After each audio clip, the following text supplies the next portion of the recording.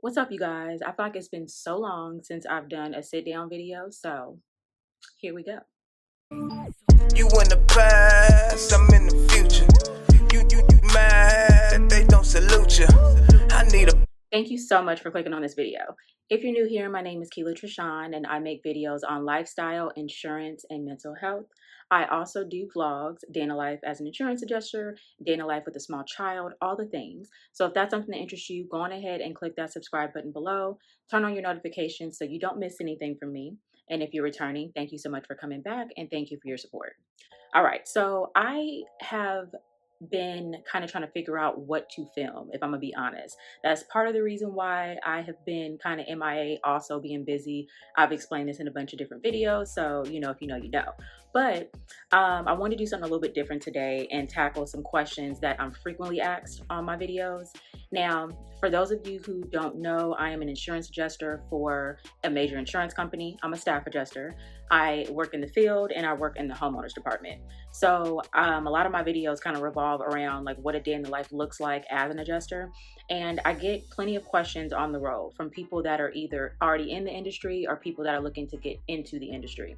So I typically get back to people within a day or two when I get a comment, but I figured it would be cool to just kind of put a lot of those questions that I'm asked frequently into a video. I have 10 today that I'm going to tackle, and I'm going to try to answer them pretty quickly so the video isn't too long. So if you are curious about becoming an adjuster, if you just kind of want to see what this is about, definitely go on ahead and stay tuned. All right, you guys. So the first question really is, what is an adjuster? I get that from time to time, not necessarily like what is an adjuster in the general sense, but like kind of what are the responsibilities. I think for the most part, people know that if you file a claim, you're going to be assigned to an insurance adjuster. But if you have not done the job or if you're not familiar with the job, it's kind of hard to know what exactly we do. So in short, our job is to evaluate like the information that you provide. So when you file a claim, we're supposed to kind of, collect all the facts, investigate, determine if there is coverage. If there is coverage, we determine the estimated amount of repairs, whether that be for your home or vehicle, or if you're filing, for example, like a workers' compensation claim, that adjuster will figure out the value of, whatever you're presenting. We pay you to do what you need to do. And we can also refer vendors. So if you don't have a body shop or if you don't have a contractor, we can assist you with that. Now, there are a few types of adjusters. What I just described is a staff adjuster. So that is what I do. I work for an insurance company, and so I use the vendors that my company has on their program to like refer to people that need assistance with that. There's also independent adjusters. Independent adjusters, they either can work for a company or they can be independent. Independent meaning like they're a 1099 employee. But basically, their job is to typically work on behalf of the insurance company, and they're kind of like the eyes and ears. That's the way I can describe it, is they kind of go out and do the inspection on behalf of the insurance company, and they will prepare an estimate. So usually they're not tied to one insurance company. They just kind of go where the work is. If you are an independent adjuster and I'm not explaining that correctly, please feel free to jump in the comments, but that is my understanding of an independent adjuster from the times I've worked with them. There is also the public adjuster. Public adjuster is typically someone that works on behalf of the consumer. They're kind of like the go-between. They will assist the insured with the insurance company. So people get public adjusters for a number of reasons. Sometimes they just simply don't know how to handle a claim, so they'll hire a public adjuster, and for a fee, that person will work with the insurance company directly to ensure that the insurance company is giving the customer all the benefits of their policy. Sometimes people just simply don't want to deal with the insurance company, so they hire a public adjuster to do that. So there's a few different like types of adjusters, but all in all, as an adjuster, your job really is to investigate and help determine coverage, prepare estimates, things of that sort. Second question that I get a lot is the job stressful? In short, yes. It is very stressful. Now, having been in the industry for some time, I have learned how to navigate the stress for the most part, but I'm not exempt from it. There are times, and again, if you watch my videos, my day in the life vlogs, there are times where I am like inundated and I'm beside myself and I'm extremely stressed. But there are other times where, the workload might be crazy and I'm stressed out, but I'm able to navigate it pretty well, just depending on what's going on. So a lot of the stress really comes from workload. There's so many things coming at you.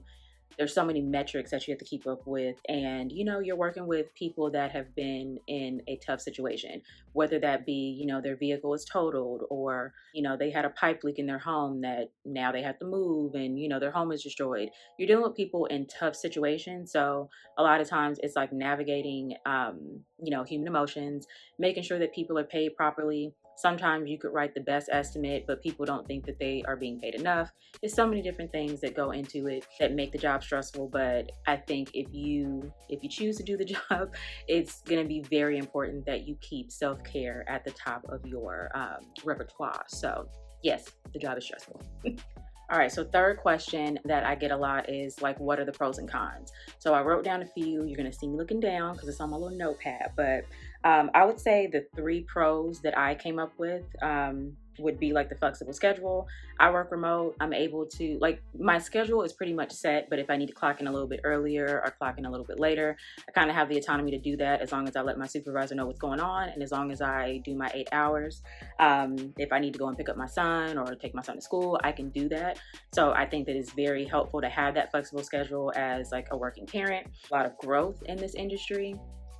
I have been an adjuster my whole career, but I'm looking at other departments, specifically SIU, which is the Special Investigations Unit, and also underwriting. I've spoke about that in different videos, but typically, like as an adjuster, you are able to go into different areas. So you can either stay in claims and you can be an adjuster for your whole career if you want to do that. A lot of people retire as adjusters. You just kind of move up through the ranks, whether you're like entry level to senior kind of situation, or you can go into management and claims, like you can become a VP of claims. So many different ways you can go, or you can go into different departments. So I do like the growth opportunities. And then also just kind of on a more, I guess, just personal scale, you're kind of making a difference with people. So I know that sounds a little cliche, but although the job is stressful, it is nice when you take someone's bad situation and you're able to apply their policy correctly, get them some benefits that they didn't know existed on their policy, because most people don't read it. When you're able to actually help somebody and you see the claim come around full circle, when someone gives you a compliment and says, hey, this was a very stressful situation, but you helped me navigate it and you were so nice throughout the process, this, that, and the third. So when you do get those nice compliments and nice surveys and stuff like that, it does make the stress worthwhile to a certain extent, because you are really helping people when they're at their lowest. So I would say those are the pros. Now the cons, I would say the biggest one for me is the very high learning curve. I've spoke about this in different videos. I feel like auto was a lot easier to kind of grasp onto. It was stressful to learn it, like just learning how to read the policy, learning how to apply the policy, navigating, upset customers and trying to figure out the best way to help them while also adhering to the policy. But in property, especially for someone like me who knew nothing about like building materials and how to navigate working with like different contractors and stuff like that, it was really tough. They say that in this department specifically, it takes like 1.5 to 2 years to be completely comfortable in your job.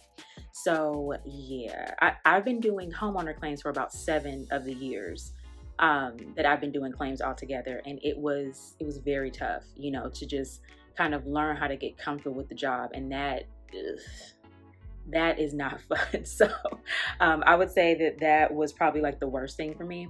Second thing is the stress. This is one of those jobs where like it might seem as if we're complaining a lot, but it really is stressful.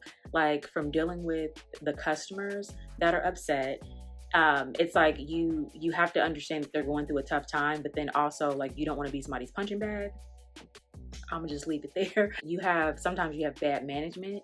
You have all these metrics, and sometimes your managers suck at what they got going on. I've had that situation before. Right now I'm in a position where my supervisor's great, but not everybody, I'm not gonna get into all that, but not everybody is for your development. I'll just say that. And then the workload. The workload can be crazy, especially at certain times of the year. I have done videos on this and just kind of like, how to create a routine to navigate some of that. But all in all, even with all the routines in the world, there are going to be times where you are inundated. and you have to be comfortable with just simply not being able to get everything done every day. Like, a lot of your job is putting out fires, and you have to be comfortable with that. And not everybody is comfortable working in that type of environment. It can be very chaotic. It's doable, but it can be chaotic. So I would say those are my cons. Okay, so the fourth question that I get pretty often is, do you have to climb and inspect like roof claims?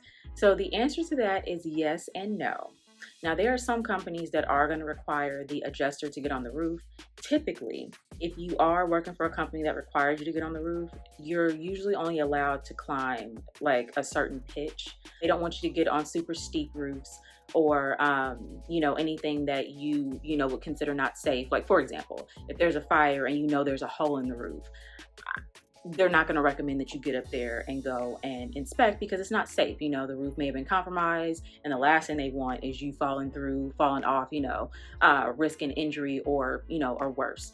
So typically, yes, you will have to climb some. At the very minimum, they'll probably like give you a course on getting up there, like to show you, how to open the ladder and how to close the ladder properly, how to set up the ladder. If you do get on there, how to walk on it, that kind of thing. But for the most part, you are able to call out a vendor. So I'm in Southern California, so it's rare that we have to get up on roofs.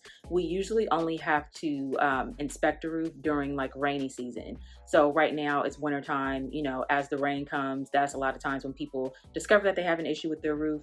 So usually you're not having to get up there and climb when the weather's bad, because obviously that's not safe. But then you would call out a roofer. Even some of the roofers use different tools like drones and stuff like that to get their pictures and inspect the damage on the roof to determine if it's something that's covered by insurance. But we also have like different tools, like aerial tools. There's this one that we use in the industry called Eagle View. Eagle View will get you the measurements of the roof, and I believe Eagle View also will get the measurements of like the siding and stuff. And then you'll usually get like an aerial view when they send you the PDF. So the good thing about that is back in the day, we used to have to get on the roof and then also use your tape measure to like measure the roof and all that kind of stuff. And that was out of control. But now you can get the measurements through that program. And there's another one that is like on the tip of my tongue, but I can't think of it right now. But there are a bunch of different ways that you can get those measurements and get the information that you need, like photos and stuff like that, without actually having to climb the roof. So if that is something that scares you, don't let it scare you. Just kind of, ask your employer what their requirements are, and if there's ways around that, if that is something that scares you. I'm gonna just go ahead and put it out there right now. I haven't had to get on a roof in a long time, but it wouldn't deter me from the job, I'll say that. Okay, you guys, so I'm sorry for the drastic change in lighting.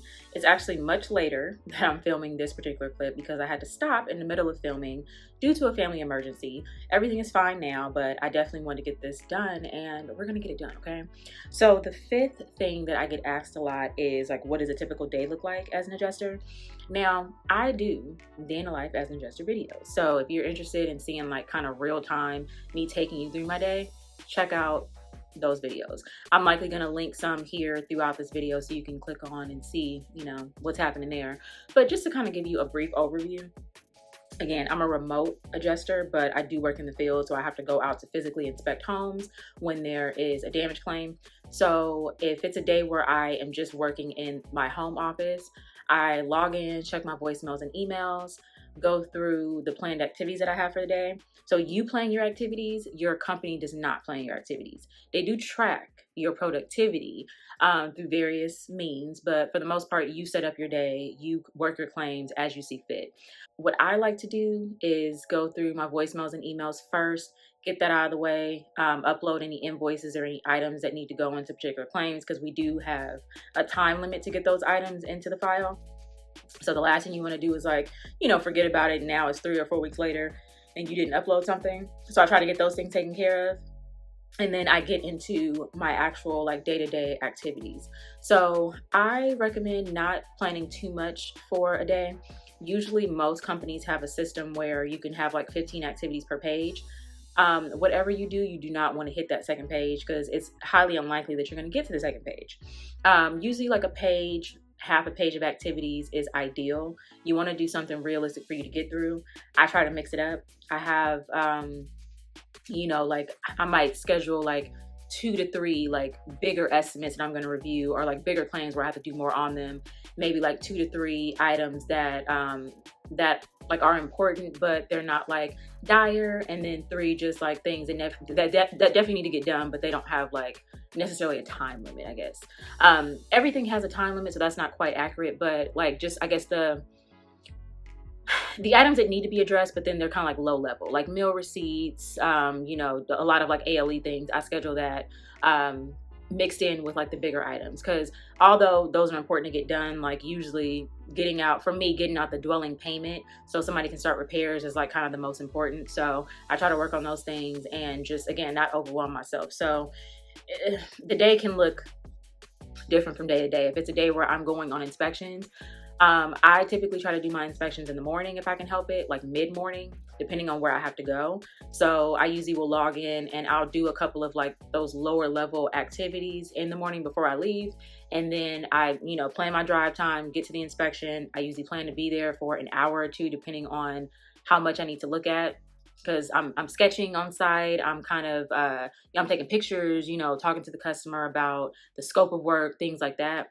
And then I plan my drive back, and then in the evening or afternoon when I get back, it's lunchtime, and then, me putting in my notes from that file, uploading my pictures, things like that. So yeah, things can look different day to day, but you typically set up your day how you want to work. But you also have to be flexible because, phone calls come in. Maybe your manager has another task that's like very important that you need to get done. So just kind of like having a routine, but then also planning for the unexpected. It's kind of how you want to set up your day. Okay, so number 6, I get this question a lot, and it's kind of tough to answer because it really like depends on where you live. But that question is, how much do you get paid as an adjuster? So just to kind of give you, I don't know, like maybe I'll throw a number out there. When I started close to 10 years ago, in 2025, it'll be 10 years since I started in the industry. I was getting paid between like the $40,000 and $50,000 range, just to give you, like a ballpark. I've been in the industry for a long time, so my income has, it's surpassed that, I'll say, because I don't get into personal finances on this channel, but I will say, being an adjuster, although it's stressful, it can be very, very lucrative. So if you stick with it, as a staff adjuster, you can make in the 6 figures if you stick with it. I will say that. I know with like public adjusters and independent adjusters, they have an opportunity to make really good money too.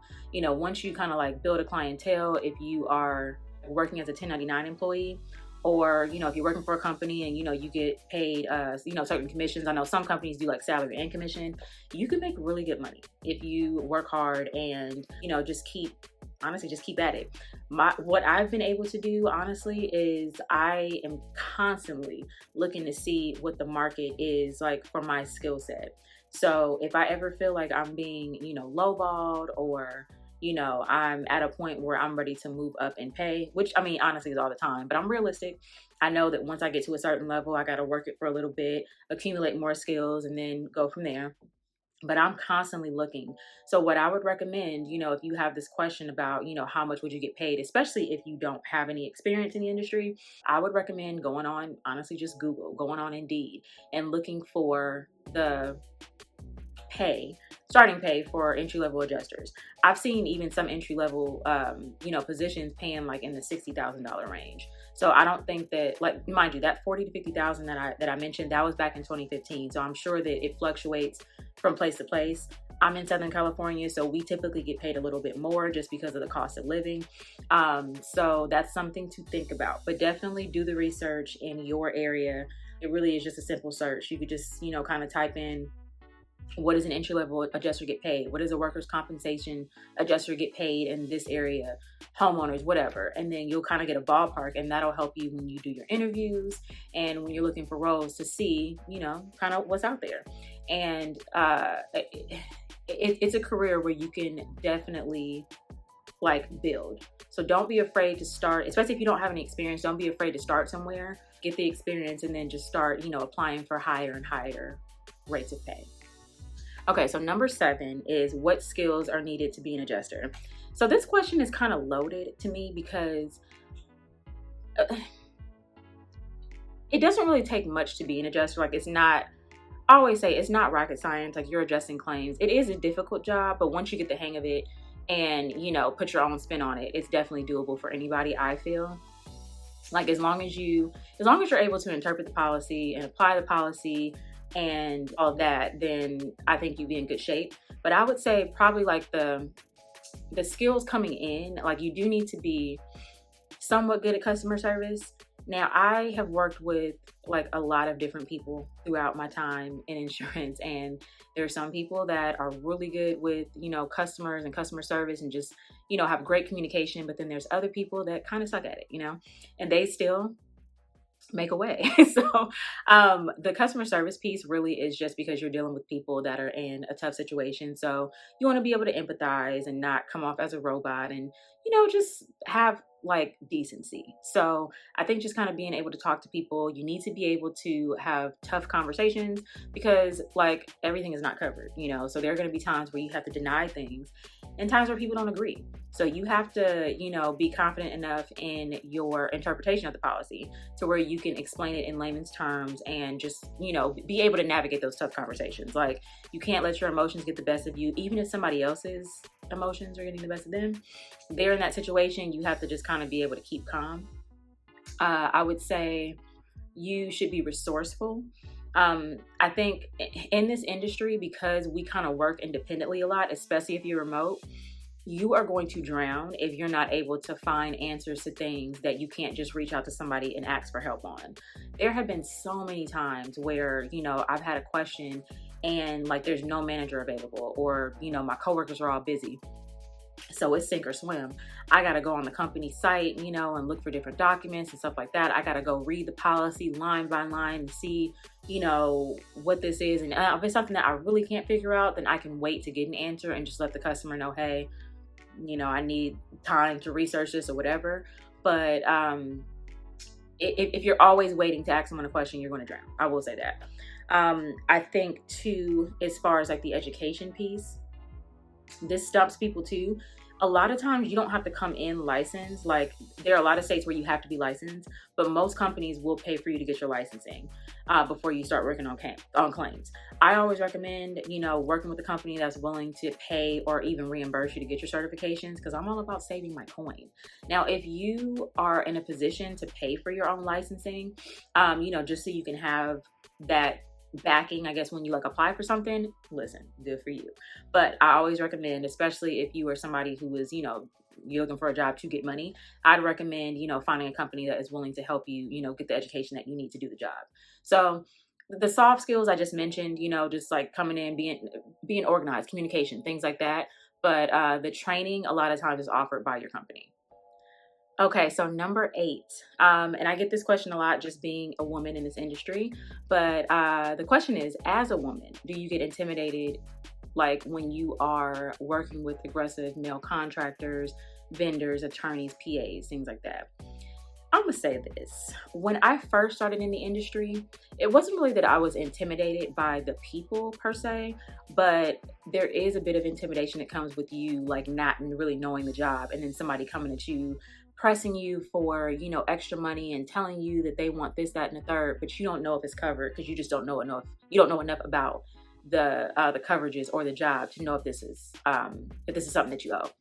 So I would say, yes, it can be intimidating. And again, not just because you're a woman, but a lot of it is just the knowledge.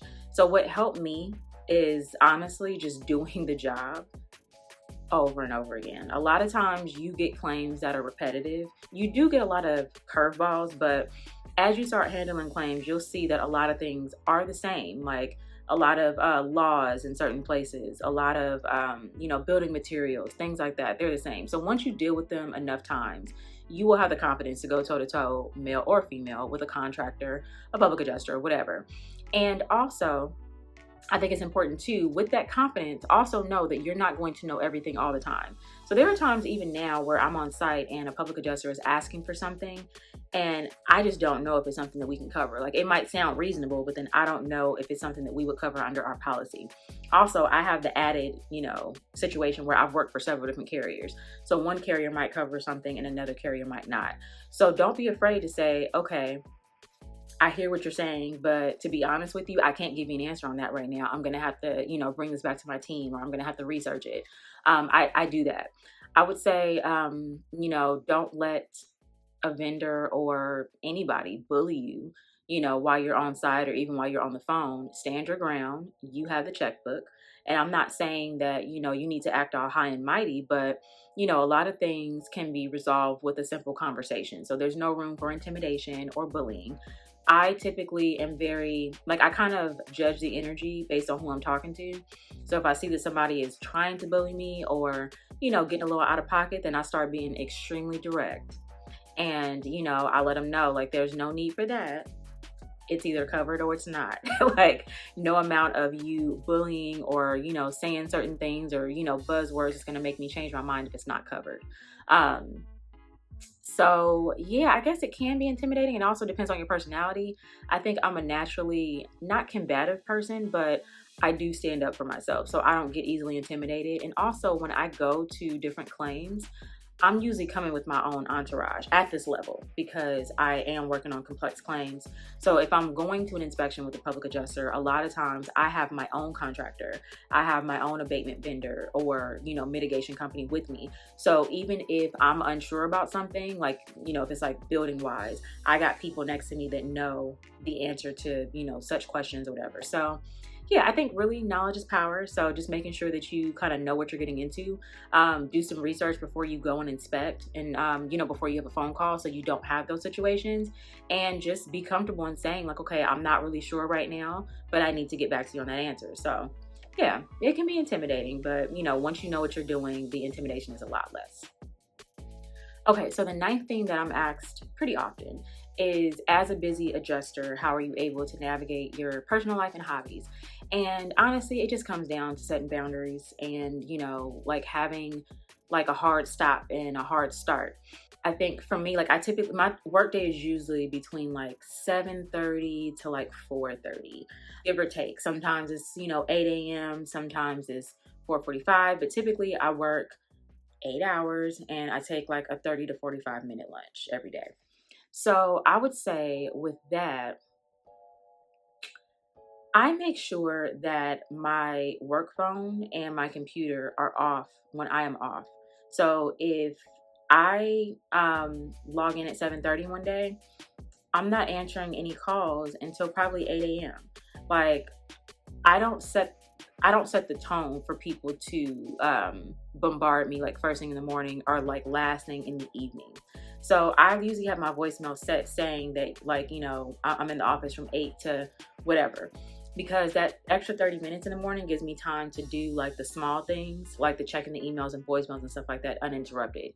Now, if I log in at 7:30 and I set my voicemail to say that I'm here at 7:30, people are going to be expecting me to answer. And honestly, for me, that's just too early. I know some people are good with that, but no, I don't even start making calls to people until like 9 a.m. So I set that boundary. And then even in the evening when I log out, I'm shutting down that computer and I'm shutting down my phone. If I'm not on duty, I don't need to hear my phone. And I even did that during the time when I worked salary. My computer and phone were shut off once I logged out. And this is even if I'm doing overtime. Like, I may leave my phone on, but I'm not answering if I'm doing overtime, because I'm doing the overtime to get certain things done. I'm not talking to anybody. Also, when it comes to doing overtime, I usually my rule of thumb is, if I'm gonna do overtime, I'll do it until my family gets home. So they usually get home about like 30 to 45 minutes after the time my workday should end. So if I'm going to do overtime, I'll usually do it in that little, time frame. Some days might be different. Like if I have a specific project that I want to work on, then I might, work a little bit later. But for the most part, I try to have that hard stop time. So then that gives me the time to go do my workouts, to cook a home cooked meal, to clean my kitchen, things like that. And then even on the weekends, If I decide to do overtime on a weekend, which is rare these days, if I decide to do overtime on a weekend, I have like maybe a few hours. So like, because it's a weekend, I'm going to log in probably like 9 or 10 to give me some time to sleep in the morning. And maybe I'll work till like 12 or 1, but that's it. And again, that's only on like a special basis. Like if I'm not going anywhere and I just wanted to catch up on some things to make my life easier for the following week, that's what I'll do. But yeah, I have time to do what I need to do when I'm intentional about it. And I think that that is how you need to be if you choose to come into this role. Because like realistically, you could have 24 hours worth of work and not get it all done in that 24 hours because it's just so much being thrown at you. So you have to put hard stops in your day and intentionally plan to do things outside of work, because as an adjuster, it can sometimes feel like your life is work, but you have to like fight that so you can take care of yourself and others. Okay, so the last question for this video is, are you happy in your role? I'll say this. I'm not completely unhappy, but a lot of that is because of the work that I'm intentionally doing to make sure that my life does not revolve around work. Ultimately, I'm not completely happy with the role, and I've spoken about this before, but really what it is I think that my time in this role has kind of run its course. I mean, there's always more to learn, but I think I'm at a point after having been in an adjuster role for literally 10 years, I'm ready for the next step. I do want to stay in insurance. I've said this before. I want to stay in the industry, but I want to go and explore a different role. I don't see myself being like retired in this position. I also don't see myself being a manager in claims, because I kind of got turned off from management years ago when I was a manager. I'm not really big on managing people. I feel like I thrive on being an individual contributor. I don't have time to be running around after adults and my performance being based on other adults, performance or lack thereof. It doesn't appeal to me. It appeals to some people, and honestly, if it does, listen, more power to you. Listen, take that job, okay? Get the money. They get paid well. But with that, there's also different sacrifices that I see managers having, and I'm just simply not willing at this point in my life to make those sacrifices. So for me, I like individual contributor roles, which is why I've stayed in the adjuster realm, because I'm just responsible for my own desk, my own shit. Now, I am looking in other departments, to see what I want to do. I do plan on doing like more shadowing. I'm probably going to start looking at YouTube videos for different roles to see if there's anything on YouTube. I'll say that. I do think that sometimes the insurance content on YouTube is a little scarce, at least from what I've seen. But I am going to start researching other roles and applying for other roles that are outside of the adjuster role. So I'm happy in a sense that I'm happy with my life overall, but my work life could be better. And I am a big believer in, just kind of going after what you want. Like, if you see that there are some changes you can make to your professional life, don't be afraid to do that. I mean, the worst thing you can do is stay in a position where, you feel like you've outgrown it or you're miserable. I don't condone that. My resume, you can see I stay places for a couple of years, and once they be having me messed up, then I move on stage left. I get the skills that I need. I use the employment for what, it's meant for at the time. And once I feel I've outgrown it, it's time to go. And I'm at that point again where I feel like, not necessarily the company. I'm not, over the company, but I'm over the role. So yeah, that's that on that. All right, you guys. So I hope that wasn't too long. I'm gonna, try to edit it down to where it is digestible. But this might be like a 30-minute video, because I feel like I spent like about 3 minutes on each question. But anyways, I hope I was able to answer some questions that you may have had. And again, if there are questions that I did not touch on that you are wanting to ask, feel free to leave them in the comments and I'll respond as received. If you enjoyed this video, definitely give me a thumbs up. It really helps with the YouTube algorithm. If you have made it this far and you have not subscribed, go on ahead and click that subscribe button below. Turn on your notifications so you don't miss anything from me. And with that being said, you guys have an amazing day, and I'll see you next time. You mad, they don't salute you. I need a bag, size is super. They turned your bag, it's like I never